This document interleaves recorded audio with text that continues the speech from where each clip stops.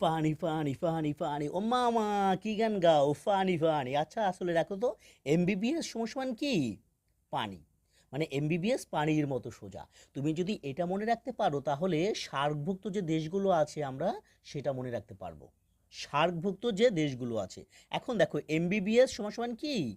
পানি। দেখো আমরা একটু লিখলাম এমবিবিএস বা PANI। এমবিবিএস সমান কি? পানি। তাই এই এম এ কি হবে? এম এ হবে মালদ্বীপ।